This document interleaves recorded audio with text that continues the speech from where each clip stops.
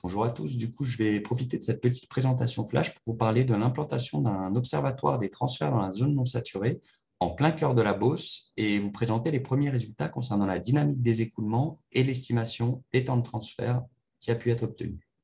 Donc, cet observatoire est localisé au sein d'une parcelle agricole à Ville-en-Blain, donc à proximité d'Orléans, et depuis son implantation en 2017, nous avons pu réaliser 8 sondages carottés autour d'un futur puits d'accès qui sera creusé cette année. Ces sondages carottés ayant servi au prélèvement d'échantillons pour caractérisation en laboratoire, à la mise en place de mesures géophysiques depuis la surface et en forage, à l'installation de fibres optiques dans 3 forages situés autour du futur puits, et enfin à la mise en œuvre d'un piézomètre instrumenté à proximité. Ici, vous est présenté un premier schéma conceptuel de l'instrumentation du site. Cette instrumentation multitechnique et multi-échelle permettra à terme de caractériser les processus qui gouvernent les transferts de masse et de chaleur dans cette zone non saturée. Les premières caractérisations qui ont pu être effectuées nous ont permis de décrire assez finement les lithologies rencontrées au sein de cette zone non saturée. Celles-ci ont été associées à des simulations des écoulements d'eau pour un profil de zone non saturée humide et sec. Et on voit donc ici les variations de teneur en eau et de potentiel matriciel pour ces deux types de profils. Nous avons pu également réaliser des estimations du temps de transfert au travers de la simulation du transport de bromure pour plusieurs années d'apport. Et ce que nous avons pu observer, c'est que pour les matériaux meubles qui s'étendent de 0 à 7,5 mètres de profondeur,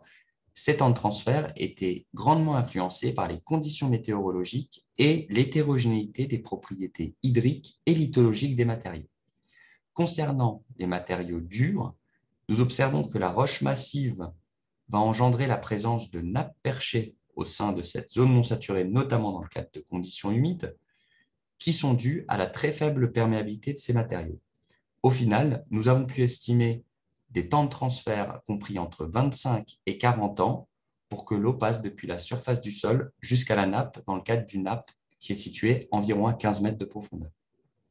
Au travers de cette présentation, je tiens aussi à vous préciser que plusieurs projets scientifiques sont en cours sur OZNS, que ce soit des projets région centre, ARD, des thèses ou des postdocs.